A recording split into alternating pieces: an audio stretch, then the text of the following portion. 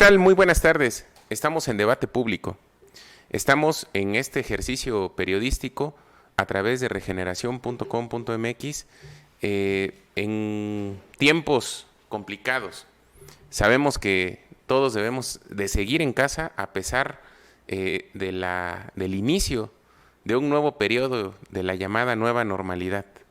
Es un periodo que no puede ser ni de reconfort, ni de reconfortamiento, no sé si sea bien dicha la palabra, y tampoco de recuperación. Más bien pudiéramos pensar desde nuestra óptica particular que es justamente el tiempo en el que debemos de tener más cuidado en la forma en la que nos conducimos en la vía pública, que debemos de ser mucho más cuidadosos en nuestra propia integridad y pues en las recomendaciones de siempre, que es evitar salir a lugares concurridos, usar el cubrebocas, el aseo constante de manos, etcétera. Creo que son tiempos de muchas complicaciones, pero siempre con la convicción y con la seguridad de que saldremos adelante. Hay en estos días muchas noticias que no son alentadoras, eso también vale la pena decirlo, pero ojalá siempre va a ser nuestra mayor voluntad y convicción que podamos, cuando termine este periodo tan complicado, volver a vernos, volver a encontrarnos, saber que estamos bien, sabemos que estamos con nuestras familias y que seguimos adelante. Quienes estamos llamados a hacer este tipo de ejercicios periodísticos, pues lo hacemos con mucho gusto, con las precauciones debidas, con la sana distancia. Y pues bueno, lo importante también es desde la modestia de nuestros espacios periodísticos dejar constancia, dejar registro de lo que ocurre, de los análisis que podemos hacer de la coyuntura social, económica y política de Oaxaca y del país, y generar, aportar los elementos al análisis que como sociedad nos permitan también entender un poco mejor qué es todo esto que está pasando.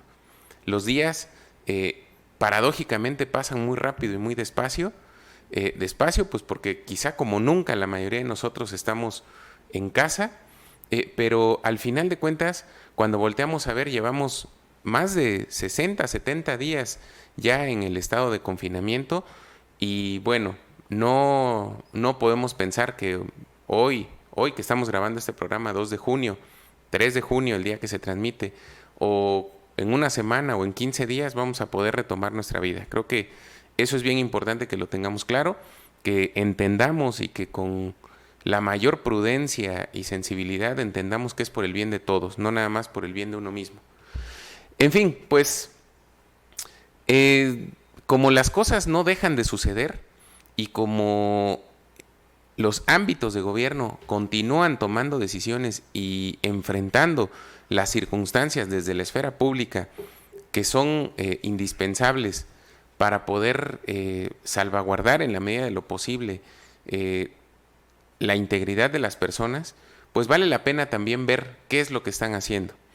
Es cierto que es o debiera de ser la mayor prioridad de todos los ámbitos, de los 3 ámbitos de gobierno, el cuidado de las familias, pero vemos que en las decisiones también está metida la política, también están, como siempre, involucrados los intereses de cada gobernante, de cada político, de cada ámbito de gobierno, y por eso, solamente por eso, vale la pena analizarlos. Quizá uno de los temas más relevantes de la última semana, desde la vez anterior que nos saludamos, que fue el miércoles anterior, es la decisión del gobierno federal de formalizar esta medida de soltar el control del llamado semáforo epidemiológico para que sean las entidades federativas quienes tomen la decisión de abrir o cerrar sus actividades esenciales según los registros de la propia pandemia, del registro del número de infectados y del número de fallecidos, permita abrir o cerrar sus actividades esenciales y las no esenciales conforme vayan ocurriendo.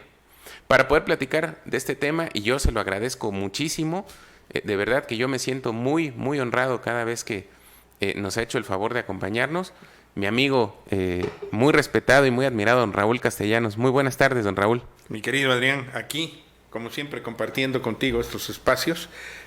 El honor es mío, más que todo, porque yo te reconozco como una personalidad intelectual, siempre crítica, pero aguda y siempre informada, y además con un criterio muy democrático de tu parte, y te felicito. Gracias. Aquí estamos, lo que tú digas.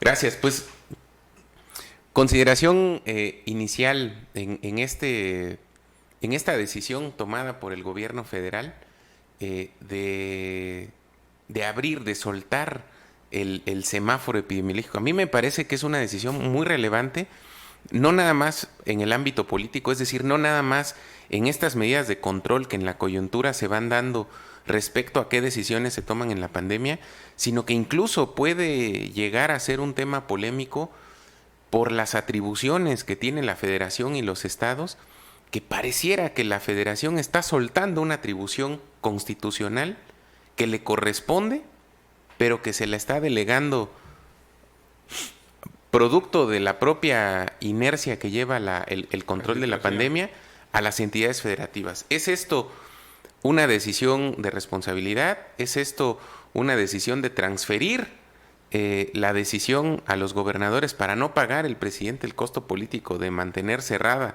o de abrir prematuramente la economía?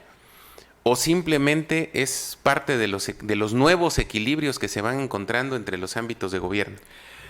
Bueno, de entrada yo creo que es un poco de todo. Pero tú decías al principio del programa, te referías a la nueva normalidad. Yo diría que ni es nueva ni es normalidad, para empezar, ¿no? Es decir, sí, porque al final de cuentas no estamos en una normalidad como la que vivíamos.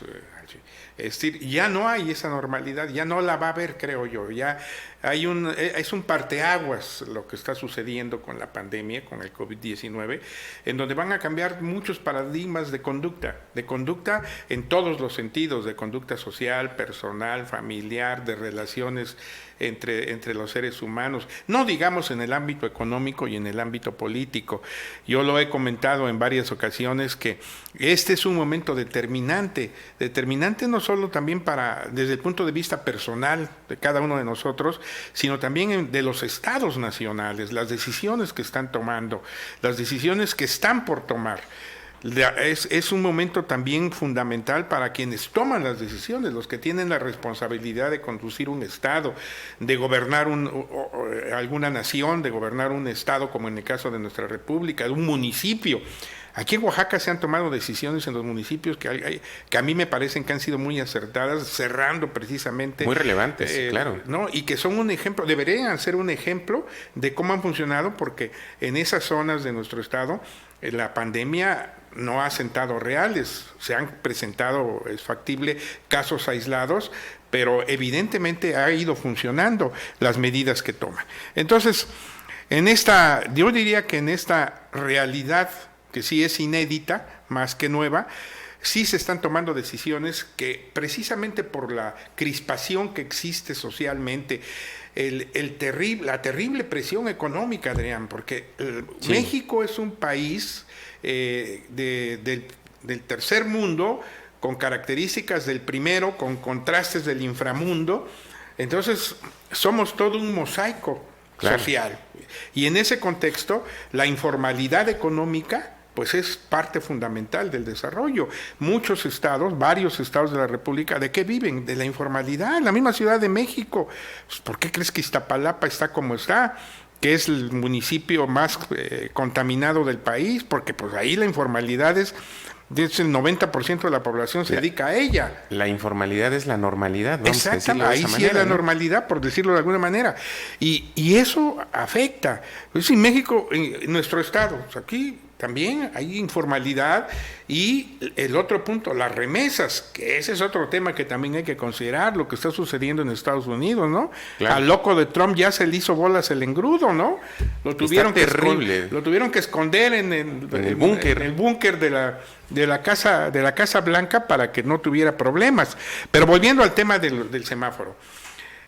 A mí me parece que la decisión del semáforo sí es contradictoria en algunos sentidos, pero tiene sus aristas positivas, aunque complejas.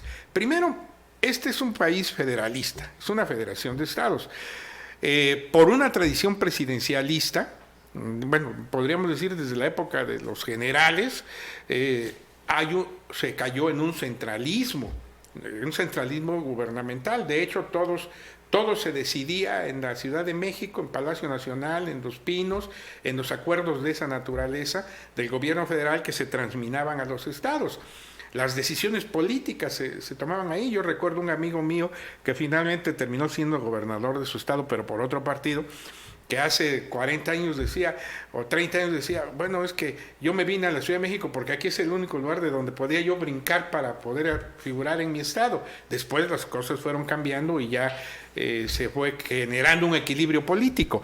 Pero en ese contexto, el hecho de delegar la decisión a los gobernadores, yo creo que tiene una arista positiva. Porque un gobernador o un gobierno de un estado, más que un gobernador, porque yo creo y estoy convencido que cualquier gobernador tiene que tener un grupo de asesores que conozcan de los temas. Es decir, yo me daría mucha pena que hubiera más gobernadores como el de Puebla, ¿no? Es decir, que no tiene ni idea y que se ve que además ejerce un gobierno totalmente autoritario, pero además de ocurrencias, ¿no? Pero en otros estados creo que hay gobernadores que han actuado con responsabilidad y yo creo que sí son los que deben tener más el pulso del tipo de semáforo que deben aplicar, ¿no? Hoy, al día de hoy, martes, este programa pasa mañana como tú lo comentabas, el semáforo rojo prácticamente está en todos los estados, salvo Zacatecas. Zacatecas, que está en naranja, ¿no? Que está en naranja. Entonces, ¿esto qué quiere decir? Pues que sí hay cierta conciencia del problema que estamos viviendo. Ahora, visto desde otro punto de vista, que tú comentabas, los términos jurídicos, los términos constitucionales, incluso la visión política de por qué se delega a los gobernadores. Hay quienes opinan que es una forma, como tú también lo comentabas, por parte del gobierno federal de evadir la responsabilidad frente a las condiciones de la pandemia que pues no se han aplanado, al contrario, siguen manteniéndose en un nivel muy alto y se augura, ojalá y no sea así, que esto todavía no alcanza su máximo. Es decir, hay quienes opinan pues que es una forma de evadir responsabilidades.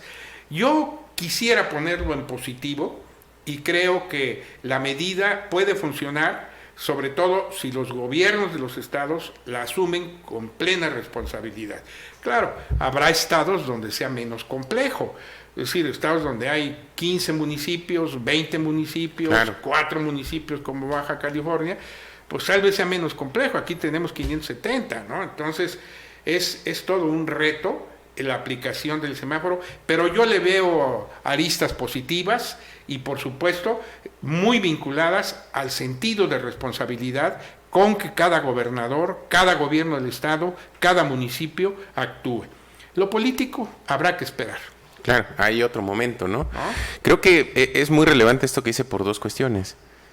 La primera, porque al final de cuentas, y vamos, esto es parte de las interrogantes que no nos podemos responder en este momento, pero que llegará el momento de responderlas. No sabemos si por una convicción democrática u obligados por la circunstancia e incluso por la propia coyuntura política, el propio gobierno federal esté obligando a los gobernadores en general, a gobernadores que estaban acostumbrados por una tradición, la tradición que usted dice de que las decisiones se tomaban en la Ciudad de México y las tomaba el presidente y los gobernadores. ¿Quién te palomeaba las listas de diputados y senadores? Pues el presidente de la República. Yo tengo una anécdota, perdón. Ya adelante, en este ámbito del centralismo, ¿no? Un día un amigo que fue secretario particular del presidente Echeverría platicó que cuando se iban a palomear las decisiones de diputados en aquella época, estamos hablando de los 70s, cuando gobernó Echeverría, llegó el presidente del PRI a presentarle la lista, y entonces le dijo, este sí, y de repente llegó a Jalisco, y entonces vio un nombre, y le dijo el presidente, oye, ¿y este quién es? Ah, pues es un joven de la universidad ahí de Jalisco, de Guadalajara. Ah, bueno, Está bien. Y entonces, queriendo ser obsecuente el presidente del PRI, sí, mire, es un muchacho que fue líder, habló en una visita que usted hizo a la universidad, etcétera. Y entonces platica que el presidente Echeverría dijo, es el tipo que me cuestionó por el 68 y me dijo en la universidad que tenía yo que... No, bórralo de la lista. O sea, así eran los temas, ¿no? Se decidían ahí. Hoy han cambiado muchas cosas, perdón, pero ese es el punto, ¿no? Claro. Hay que valorar hacia dónde vamos. Así es, y bueno, y que, como venía diciendo, la coyuntura está obligando a los gobernadores a actuar como mayores de edad. Sí. Ya no como menores de edad, como estaban acostumbrados durante todo el régimen priista, que eran únicamente delegados del gobierno federal, vamos a decirlo de esta manera. Sí, porque además todos pertenecían al mismo partido, prácticamente, claro, ¿no? Hasta y luego que empezaron a haber gobernadores de oposición, y entre luego, comillas. En este primer periodo, que a lo mejor lo podemos contar del 2000 al 2020, hasta antes de la pandemia, en que los gobernadores vivieron en general, no lo particularizamos, pero en general vivieron condiciones muy cómodas. Carteras llenas de dinero, mucha soltura en su relación con el gobierno federal, siendo incluso traviesos, vamos a decir así, en el manejo de estos controles sobre su propia función, y que en este momento de repente a todos les cae la mayoría de edad y les dicen, pues ahora hazte responsable, ¿no? Sí. En ese sentido, creo que, como bien lo decía, la cuestión de Oaxaca habrá que analizarla a posteriori, porque Oaxaca ha tenido un manejo muy prudente en el aspecto de la pandemia, pero esa prudencia no ha estado peleada con las decisiones complejas.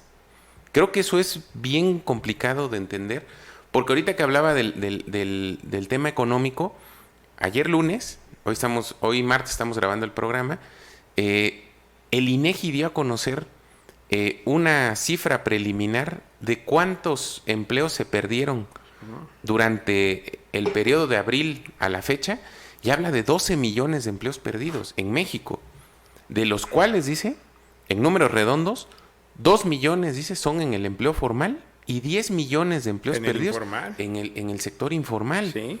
Que, bueno, cuando lo pensamos en estados como el nuestro, ese número es relativo, pero cuando pensamos en el Estado de México, en la Ciudad de México, es decir, en los grandes centros urbanos, donde, como bien lo decía, hay cifras de informalidad gigantescas, ahí es donde realmente hay un no porque aquí sea menos, sino porque en las proporciones, pues ahí es donde se magnifica esto. Sí.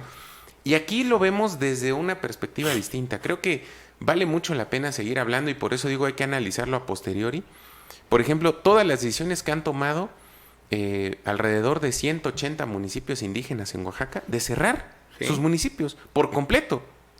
Y que ha provocado hasta ciertos conflictos con gente que quiere pasar por ahí o que quiere ir a realizar alguna actividad, y que simplemente no lo dejan entrar porque es una decisión de su asamblea, ¿no? Y las mismas asambleas han determinado, por ejemplo, suspender determinado tipo de fiestas, incluso hasta aquellas que tienen que ver con el velar a los muertos, ¿no? Exacto. Y la gente está participando. Creo que eso es muy importante destacar.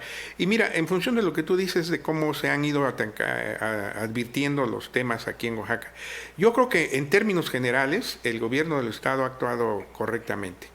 Incluso, como también tú lo dices, y eso es un ejercicio de la política, porque la política es un arte, claro. Es el arte de la conciliación, es el arte de tender puentes, es el arte de encontrar consensos dentro de la diversidad, y en ese contexto creo que ha habido buenas decisiones por parte del gobierno del estado. Incluso todavía el lunes, ayer, la nota principal era la declaración del gobernador, en el sentido de que nosotros no volveríamos a la normalidad, ¿no? Textual, ahí está. Es decir, no habrá normalidad, y se prolongó hasta el 30 de junio. Creo que se está actuando se está actuando consecuentemente, y eso es correcto. Y en el otro ámbito también coordinadamente con el ámbito federal.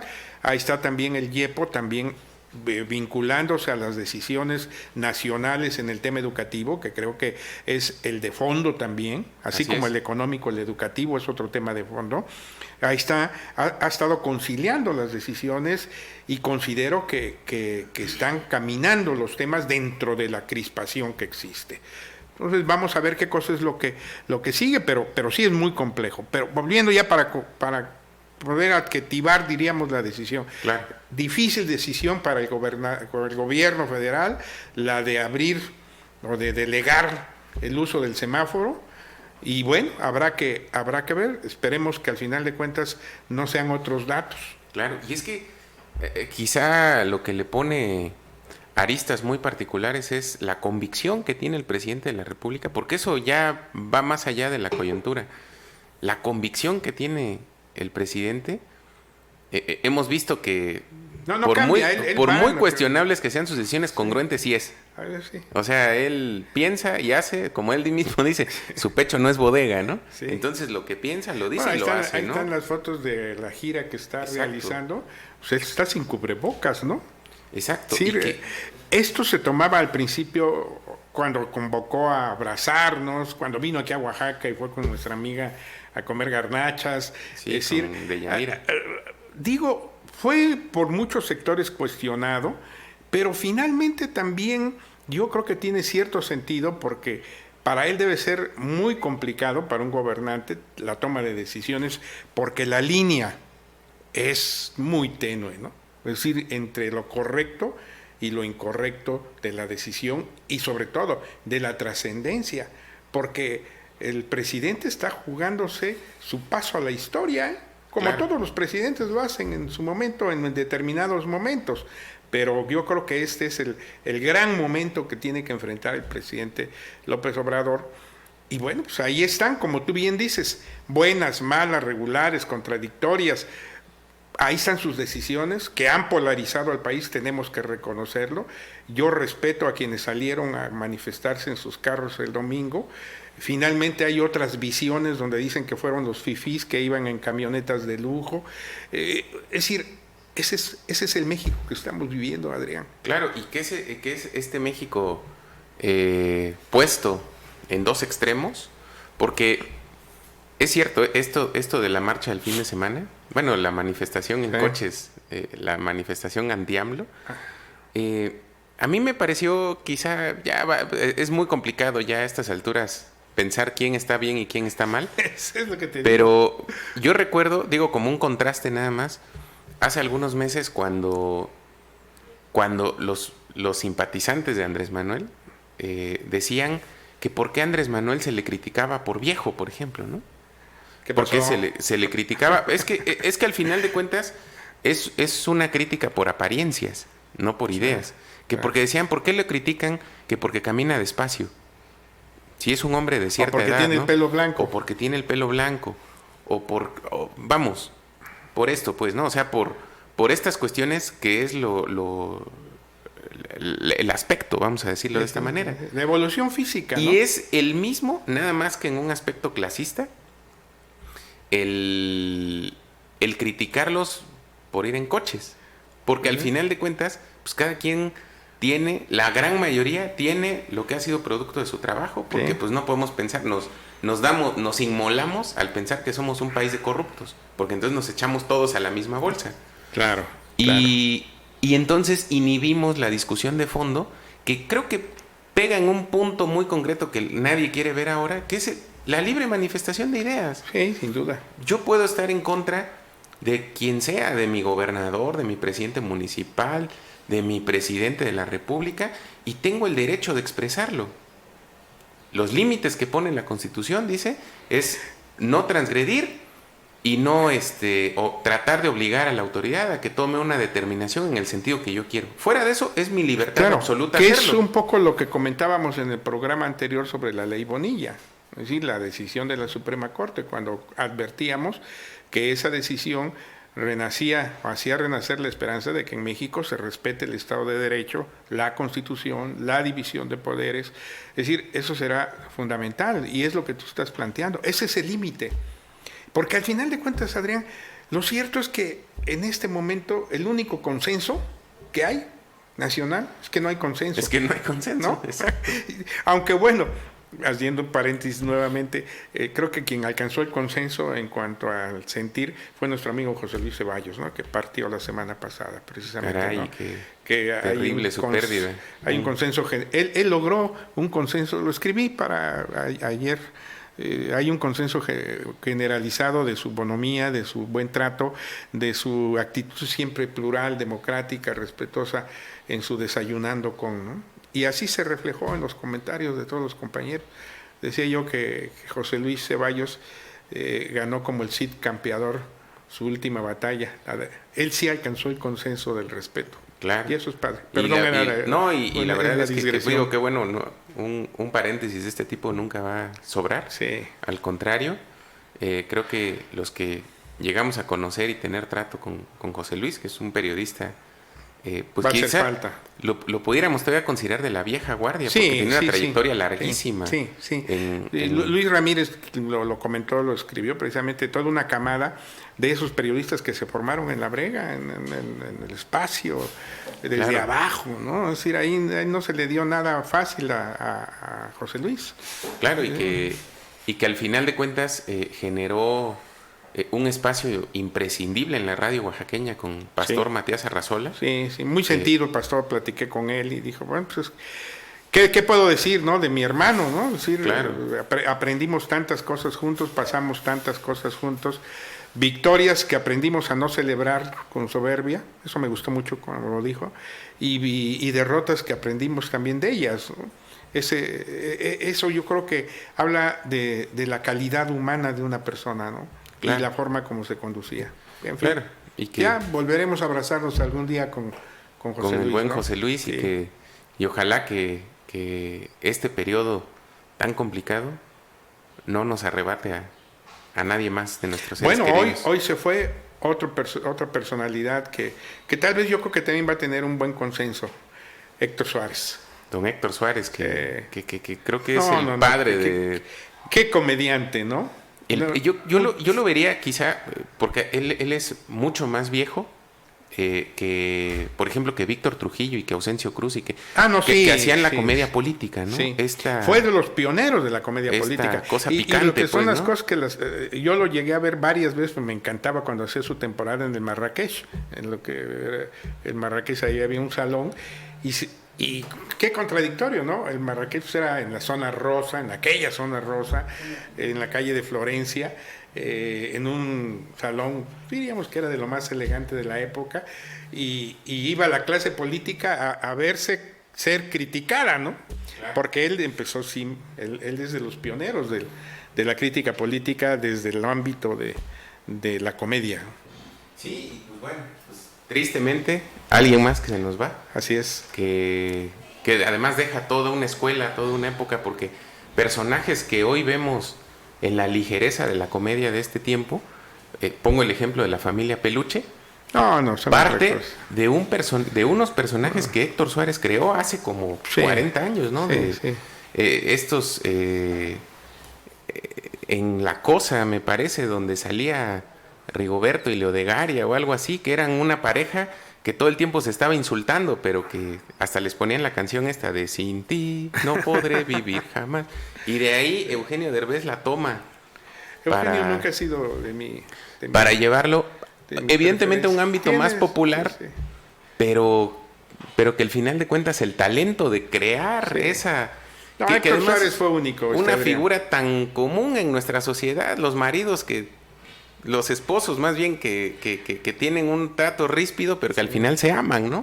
Sí. Digo, bueno, pues queda una época y a lo mejor para las nuevas generaciones que tienen la fortuna. Yo siempre se los digo a los que son un poco más jóvenes que yo tengo 36 años. Eres un bebé, ¿eh? Pero a mí yo todavía recuerdo de mi primer periodo de vida el hecho de que, por ejemplo, no había YouTube. Hoy en día es muy fácil ver todos los programas de los años 60, 70, 80. Ya se están subiendo.